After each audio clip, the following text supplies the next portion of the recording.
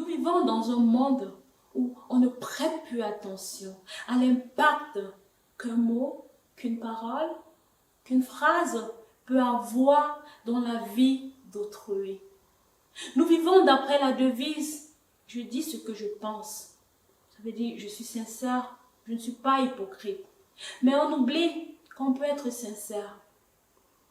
On peut dire ce qu'on pense sans toutefois blesser autrui, sans toutefois avoir à blesser notre prochain. Je ne sais pas pour vous si c'est que vous avez déjà été blessé par des paroles d'autrui, ou bien vous êtes celui qui passe son temps à blesser autrui avec ses paroles. Je vais vous raconter une petite histoire d'une petite fille ici dans mon quartier. Une petite fille que je connais, toute joyeuse, toujours pleine de vie, pleine d'énergie, pleine d'envie de vivre. Elle a 9 ans, elle avait 9 ans.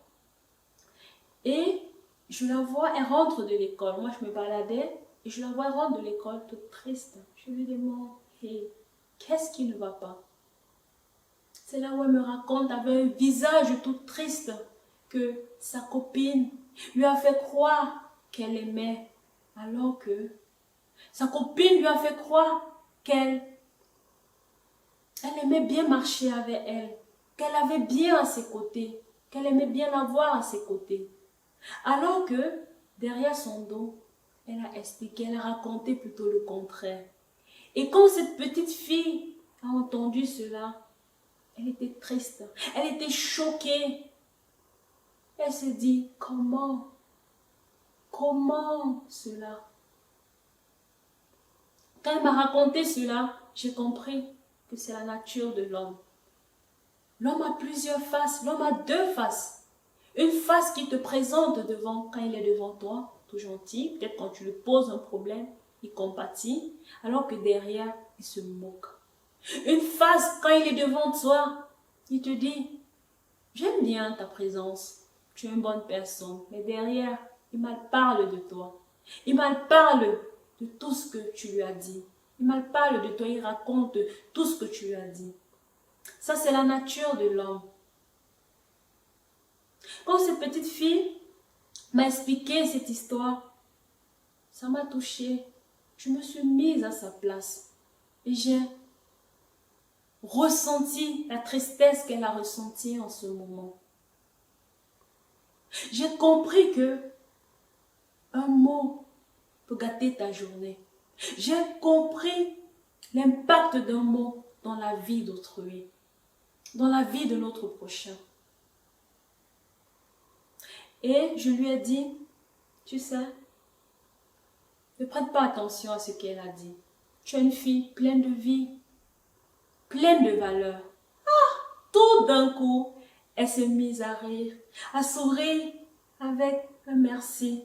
Son visage qui rayonnait de tristesse, qui était attristé, a commencé à rayonner de joie, d'envie de vivre. Et avait un merci en retour. En souriant, elle me répondait. C'est là où j'ai compris que un mot, tout simplement une parole, une phrase peut enrichir la vie d'autrui, peut faire naître des sentiments de joie, des sentiments d'amour dans la vie d'autrui. J'ai compris que la phrase que je lui ai dit, n'écoute pas ce qu'elle dit, ce qu'elle a dit de toi. Tu es une fille pleine de valeur. Cette phrase-là, je ne la disais pas tout simplement parce que je ne pensais pas. Je pensais ce que je disais en ce moment. Parce que c'est ce que je connais d'elle. Et j'ai compris comment l'impact que cette phrase a eu dans sa vie en ce moment. Tout d'un coup, tout à coup, elle s'est mise à rire, à rayonner, à courir, toute pleine de joie, toute remplie de vie. Et c'est là que j'ai compris l'impact d'un mot dans la vie d'autrui. On regarde dans la Bible dit, Dieu a créé le ciel et la terre tout simplement par sa parole.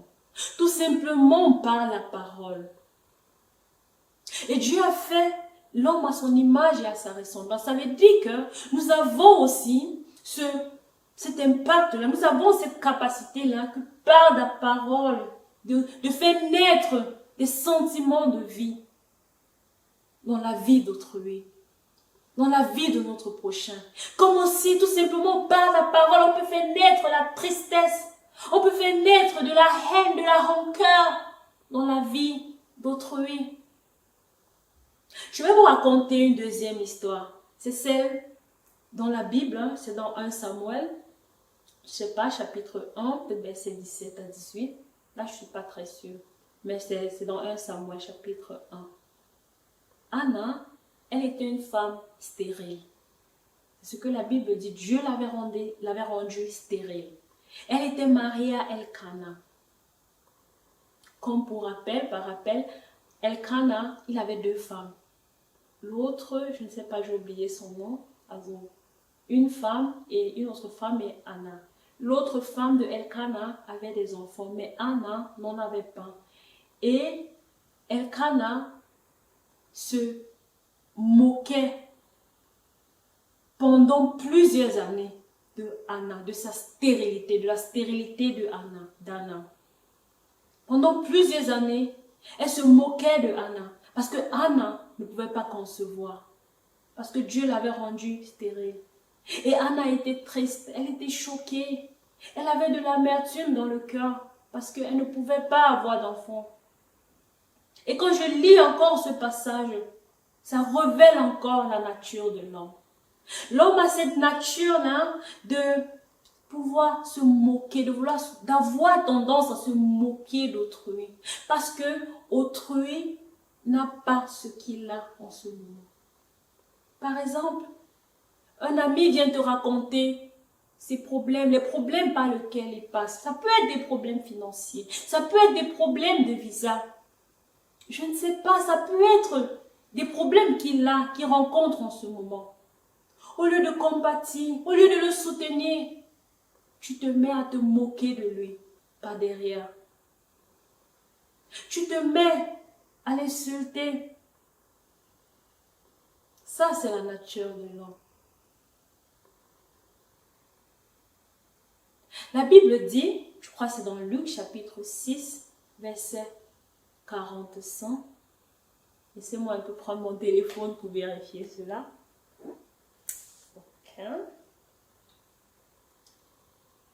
Ok. Genau. La Bible dit, dans Luc chapitre 6, verset 45, l'homme bon tire de bonnes choses du bon trésor de son cœur, et le méchant tire de mauvaises choses de son mauvais trésor, car c'est de l'abondance du cœur que la bouche parle. C'est-à-dire, si un ami vient te raconter une histoire, toi tu te mets plutôt à te moquer de lui, à médire de lui. Ça veut dire que ton cœur est rempli d'amertume. Ça veut dire que tu as un cœur sale. Ça veut dire que toi-même, tu n'es pas content avec ta vie. Parce que la Bible dit, c'est de l'abondance du cœur. Laissez-moi encore relire cela. Car c'est de l'abondance du cœur que la bouche parle. Donc si toi tu es quelqu'un qui passe ton temps à médire d'autrui, si toi tu es quelqu'un qui passe ton temps à utiliser ta bouche pour faire naître des sentiments de tristesse, des sentiments de haine, des sentiments de chagrin dans le cœur d'autrui, ça veut dire que toi-même tu es rempli de chagrin, ça veut dire que toi-même tu es rempli d'amertume, ça veut dire que toi-même tu es rempli de saleté dans ton cœur. Je vais encore pour accompagner ce verset, vous lire un verset, c'est Proverbe, je crois, chapitre 4, verset 23. La Bible dit, garde ton cœur plus que toute autre chose, car de lui viennent les sources de la vie. Donc le Seigneur nous interpelle à garder notre cœur pur, parce que c'est de notre cœur que sortent les sources de la vie. Ça veut dire que si ton cœur est impur, ce qui va sortir de ta bouche, c'est seulement des choses impures qui vont créer des impuretés dans la vie des autres, qui vont créer des bagarres, des disputes dans la vie des autres. Peut-être tu es celle-là qui utilise ta bouche pour venir gâter les foyers des autres. Peut-être tu es celle-là qui utilise ta bouche pour venir détruire les projets des autres. Peut-être tu es celle-là qui ne sait pas garder des secrets dans ton cœur, mais au contraire, tu peux aller divulguer à gauche, à droite. Ça veut dire que ton cœur est impur, mon frère, ma soeur. Ça veut dire que ton cœur est impur, mon ami. Je t'interpelle tout à l'heure, je t'interpelle maintenant à te poser cette question. Quel est l'état de ton cœur? Quel est l'état de ta bouche? Est-ce que tu es celui-là dont tes amis disent, ta bouche là, tu as une mauvaise bouche, il faut encore revoir ta bouche, tes paroles.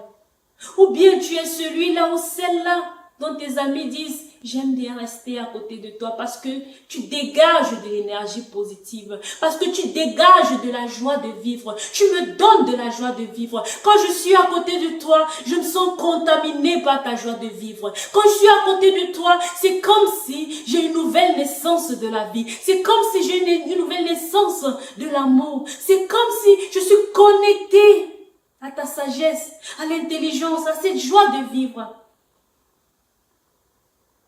Alors je t'interpelle vraiment, mon frère, ma soeur, que tu t'examines intérieurement, que tu examines ta bouche, que tu examines ton cœur, que tu examines toutes les paroles qui sortent de toi, ton intérieur, parce que tout ce qui sort de ta bouche, ça vient de ton intérieur, ça vient de ce dont tu es rempli.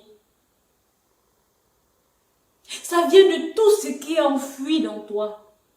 Alors je t'exhorte vraiment, en cette seconde, en ce jour, quand tu vas suivre vraiment cette vidéo, d'étudier ton comportement, d'étudier ta bouche. Sur ce, je vais m'arrêter sur ce point, sur la première partie de ma vidéo.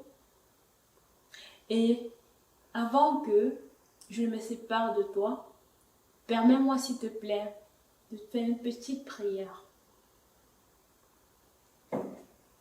Oh Père éternel, mon Dieu, mon roi, je te dis merci, Père, parce que tu as utilisé ma bouche pour parler. Je te dis merci, Père éternel, Dieu Tout-Puissant, de m'avoir utilisé comme un instrument pour t'exprimer. Alors, Père, je prie pour ton peuple ici présent. Je prie pour tous ceux qui vont se connecter au travers du son de ma voix. Que tu touches leur vie, Père, que tu impactes leur vie, Seigneur. Je prie, mon Dieu, que tu sois avec leur bouche, que tu les enseignes à utiliser leur bouche, mon Dieu, pour faire naître de la joie, de l'amour, de la sagesse, de l'intelligence dans la vie d'autrui, mon Dieu.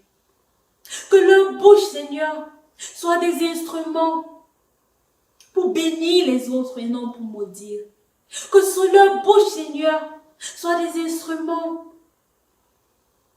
pour faire refléter ta gloire et non pour faire détruire ta gloire, Seigneur. Père éternel, Dieu Tout-Puissant, je prie que tu les aides à protéger leur cœur, que tu purifies leur cœur, mon Dieu. S'ils ont un mauvais cœur, je prie, Seigneur, que tu purifies leur cœur, que tu nettoies leur cœur, leur intérieur, Seigneur, parce que tu dis dans ta parole, protège, garde ton cœur pour que tout au monde, parce que c'est de là que viennent les sources de la vie. Que tu purifies leur cœur, Seigneur, afin que de leur cœur, afin que de leur bouche ne sortent que des paroles qui vont provoquer des vies dans les vies dans la vie d'autrui, Père. Je prie, Seigneur, que tu sois avec leur bouche, que tu les enseignes, Seigneur, comment parler, comment s'adresser à autrui. Quand est-ce qu'il faut qu'ils s'adressent à autrui et comment et où est-ce qu'ils vont s'adresser à autrui, Papa. Je prie, Seigneur, que tu leur communiques ta sagesse, Seigneur Jésus-Christ. Je prie, Père éternel, Dieu Tout-Puissant, que tu te manifestes dans leur vie et que tu leur enseignes à comment utiliser leur bouche, mon Dieu.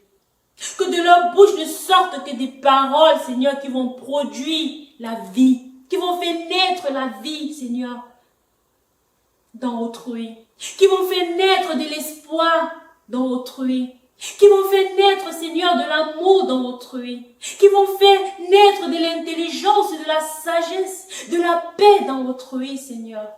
Père éternel, Dieu Tout-Puissant, je prie, Seigneur, pour ton peuple ici présent. Que tu les enseignes tes voies, que tu les enseignes ta sagesse, mon Dieu. La sagesse de la parole.